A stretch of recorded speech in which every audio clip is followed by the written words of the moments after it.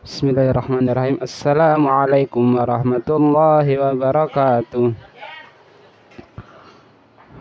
Apa kabar anak-anak Ustaz sekalian? Alhamdulillah, semoga di hari ini Allah SWT senantiasa memberikan rahmat, ampunan dan maghfirahnya kepada kita semua, khususnya kepada anak-anak Ustadz ya, yang hari ini merupakan hari Arafah.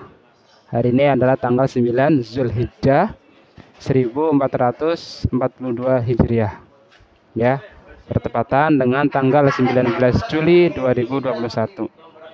Sebelum kita mulai belajar, mari kita membaca surat Al-Fatihah. A'udzu billahi minasy syaithanir rajim. Bismillahirrahmanirrahim. Alhamdulillahi rabbil alamin. Ar-Rahmanir Rahim. Maliki yaumiddin. Iyyaka na'budu wa iyyaka nasta'in. Ihdinas siratal mustaqim. Siratal ladzina an'amta 'alaihim ghairil maghdubi 'alaihim waladdallin. Amin. Kemudian mari kita membaca sholawat atas Nabi sallallahu alaihi wasallam. Allahumma shalli shalatan kamilatan wa salim salaman taman ala sayyidina Muhammadin alladhi tanhalu bihil uqadu wa tanfariju bihil kurabu wa tuqda bihil hawaiju wa tunalu bihir ghaibu wa husnul khatimi wa yustasqal ghamamu biwajihil karimi wa ala alihi wa sahbihi fi kulli lamhatin wa nafasin bi'adadi kulli ma'lumin lak. Alhamdulillah, kita sudah bersalawat. Insyaallah Rasulullah sallallahu alaihi wasallam menjawab salawat kita. Amin. Hari ini adalah hari di mana kaum muslimin, saudara-saudara kita sedang melaksanakan ibadah haji. Ya, ibadah haji dimulai dari miqat atau titik mula untuk melaksanakan ibadah haji dan terus berlanjut hingga hari ini. Jamaah haji yang ada di Mekah sana sedang melakukan persiapan untuk nanti di Padang Arafah ya, yakni sebuah tanah lapang di mana jamaah haji nanti di sana akan berdoa, berzikir, beristighfar, memohon ampun kepada Allah SWT. Anak-anak Ustadz yang dirahmati Allah SWT sekalian, ya, kita tahu bahwasanya haji adalah rukun iman ya, rukun iman yang kelima ya. Tentunya anak-anak Ustadz sudah tahu kan rukun iman yang pertama apa? Rukun Islam yang pertama adalah syahadat ya. Kemudian yang kedua salat, yang ketiga zakat, yang keempat saum di bulan Ramadan, yang kelima adalah haji bagi yang mampu. Untuk saudara-saudara kita yang sedang haji, karena Allah mampukan baik fisiknya, baik uangnya atau dana buat haji, kemudian kesempatan atau waktu, Allah berangkatkan dan saat ini mereka sudah bersiap-siap di Arafah. Sebagaimana yang mungkin kita sudah tahu bahwasanya untuk kaum muslimin yang di luar Mekah, di luar Padang Arafah, yang tidak melaksanakan ibadah haji, disunahkan untuk melakukan ibadah di tanah mereka masing-masing, di tanah air mereka masing-masing. Ya, seperti kita hari ini, karena hari ini kita ada di Indonesia, atau saudara-saudara kita di Malaysia, di Brunei, ataupun di daerah lain selain di Mekah yang tidak melakukan ibadah haji, maka di hari ini dikhususkan, disunahkan untuk melaksanakan puasa sunnah Arafah ya. yakni puasa di tanggal 9 Zulhijjah.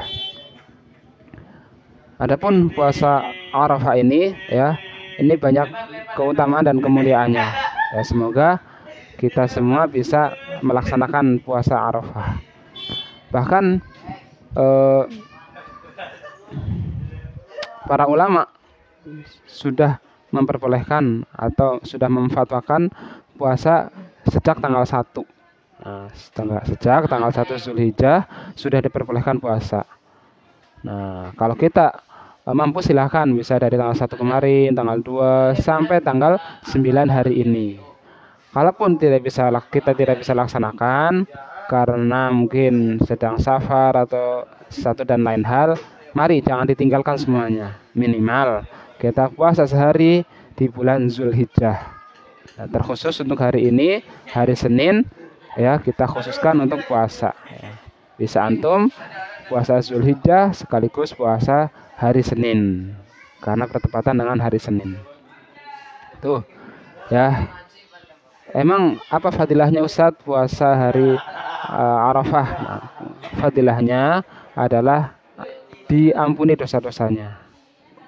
Ya.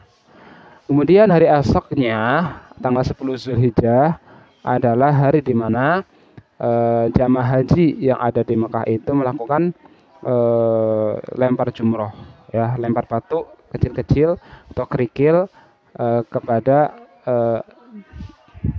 tempat jumroh. Ada 3, jumroh Aqabah, jumroh Wusta, dan jumroh, ya, ada 3 tempat lempar jumroh.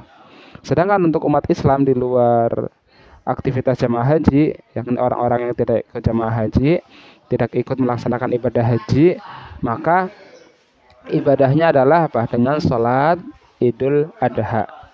Insyaallah, semoga Allah memberikan kekuatan dan kemampuan kepada kita.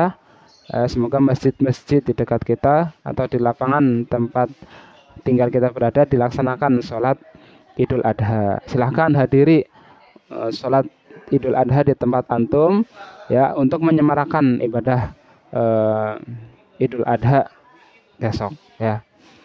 Dan setelah Idul Adha kita sholat, ya, dan sholat Idul Adha mirip sholat dengan sholat Idul Fitri, ya, dimana dari pagi hari antum sudah siap-siap dari jam 6 atau selepas subuh, kemudian antum mandi, kemudian berwudu, pakai baju yang terbagus, silakan disiapkan wewangian atau parfum, sajadah, dan siapkan mungkin masker biar lebih aman dan lebih selamat.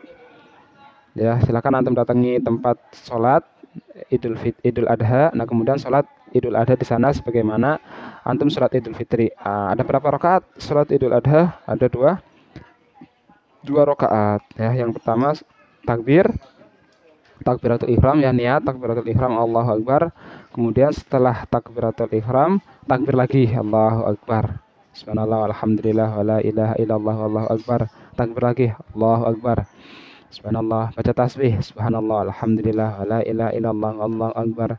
Takbir lagi Allahu Akbar. Subhanallah alhamdulillah wala ilaha illallah wallahu akbar. Takbir lagi Allahu Akbar. Sampai berapa kali? 7 kali takbir, ya. Nah, nanti tinggal diikuti gerakan imam, ya. Setelah kemudian kita takbir 7 kali, nanti imam akan membaca Al-Fatihah, membaca surah dari Al-Quran, dan kemudian ruku. Setelah ruku i'tidal, kemudian sujud, duduk di antara 2 sujud, sujud lagi, kemudian berdiri lagi untuk rakaat yang kedua. Setelah rakaat yang kedua tidak langsung baca surat tapi takbir lagi Allahu Akbar. Antum baca tasbih subhanallah alhamdulillah wala ilaha illallah wallahu akbar. Takbir lagi Allahu Akbar.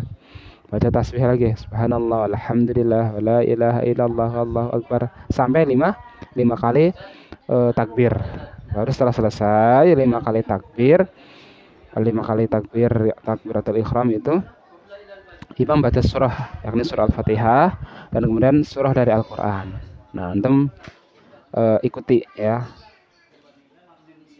Kemudian setelah itu imam ruku, kemudian i'tidal, sujud. Setelah sujud, duduk di antara 2 sujud, kemudian sujud lagi, kemudian duduk tahiyat terakhir. Setelah itu salam, assalamualaikum warahmatullahi, ke kanan, ke tengok kiri, assalamualaikum warahmatullahi, selesai. Nah, tinggal kita dengarkan khutbah. Nah, khutbah atau ceramah yang akan disampaikan oleh khotib. Nah, setelah selesai antum melaksanakan sholat, nah, antum dengarkan tuh, jangan langsung pulang ya. Tidak boleh, harus dengarkan dulu sampai selesai khutbah Idul Adha. Nah, insya Allah antum akan dapat temukan banyaknya keberkahan dan banyaknya ilmu dan hikmah ketika antum simak ya isi khutbahnya. Kemudian antum setelah selesai mendengarkan khutbah, selesai pelaksanaan sholat Idul Adha. Nah, biasanya setelah penyelenggaraan sholat, jamaah pulang, mereka mungkin sarapan. Nah, setelah itu diadakan penyembelihan hewan kurban. Nah, jadi kaum muslimin yang memiliki cukup dana untuk berkorban dipersilahkan. Bisa berkorban sapi ataupun unta ataupun kambing. Ya, jadi bagi antum yang punya, orang tua antum yang punya keluasan rezeki, silahkan disunahkan untuk menyembelih hewan. Ya, sapi, unta ataupun kambing. Ya, hewan tiga itu yang merupakan hewan yang diperbolehkan untuk dijadikan hewan kurban. Ya, bukan ayam, bukan itik ya, apalagi ular. Jangan. Itu binatang-binatang yang boleh dikurbankan. Nah, insyaallah ya Ustadz sekeluarga mengucapkan selamat Idul Adha 1442. Mohon maaf lahir dan batin. Semoga kita semua diampuni dosa-dosanya oleh Allah SWT dan ditempatkan ke derajat para kekasihnya yang mulia. Dan semoga Allah SWT senantiasa menunjukkan kita semua kepada jalannya. Allahumma inna nas'aluka huda wattuqa wal afaf wal ghina. Nah, ini doa yang bisa kita panjatkan di setiap waktu, sebagaimana Rasulullah Sallallahu Alaihi Wasallam juga membaca doa tersebut. Ya, Allahumma inna nas'aluka huda wattuqa wal afaf wal ghina. Duhai Allah, sesungguhnya kami meminta huda, petunjuk atau hidayah, wattuqa dan ketakwaan, wal afaf dan kemuliaan, wal ghina dan kekayaan ya. Jadi ini doa yang komplit dunia akhirat ya, semoga kita bisa mengamalkannya. Allahumma amin. Tetap jaga semangat, tetap jaga kewaspadaan, jaga imun dan iman ya. Semoga besok kita bisa melaksanakan ibadah Idul Adha dan bisa menyaksikan serta turut serta berperan aktif untuk ibadah kurban dan ibadah Idul Adha. Bisa antum datangi masjid, nah, antum ikut bantu potong-potong dagingnya atau bantu menimbang. Kalau antum menyembelih kan belum bisa ya, menyembelih hewan belum bisa, harus ahlinya karena nggak boleh sembarangan. Nah, kita lakukan apa yang kita bisa lakukan untuk kebaikan umat Muhammad, Nabi Muhammad Sallallahu Alaihi Wasallam. Jadi silahkan bisa antum ikut membersihkan kotoran kambingnya mungkin, atau membagikan kepada orang-orang di sekitar atau warga. Nah, silahkan ya. Ahlan wa sahlan bi khudurikum Nalendra. Ya, alhamdulillah ada temannya nih Ustadz ya, dari tadi sendirian. Ya. Jadi mari semarakan ibadah besok. Ya, semoga kita semua bisa melaksanakannya sebaik-baiknya. Ya. Tugas antum yang terakhir sebagai penutup adalah menuliskan 5 rukun Islam. Ya, tugasnya adalah ditulis 5 rukun Islam. Yang pertama adalah syahadat, ya. Yang kedua adalah sholat. Yang ketiga adalah zakat. Yang keempat adalah saum atau puasa. Yang kelima adalah haji. Nah, silahkan tugasnya dikerjakan sebaik-baiknya, kemudian difoto dan dikirimkan ke Ustadz ya. Ustadz akan lihat apakah antum memahami rukun Islam atau tidak ya. Baik begitu insyaallah. Kurang lebihnya Ustadz mohon maaf. Sekali lagi tugasnya adalah mencatat 5 rukun Islam ya. Silakan dikerjakan dan dikumpulkan hari ini. Barakallahu fikum, ihdinas shiratal mustaqim wal afu minkum ya. Assalamualaikum warahmatullahi wabarakatuh. Bila liqa.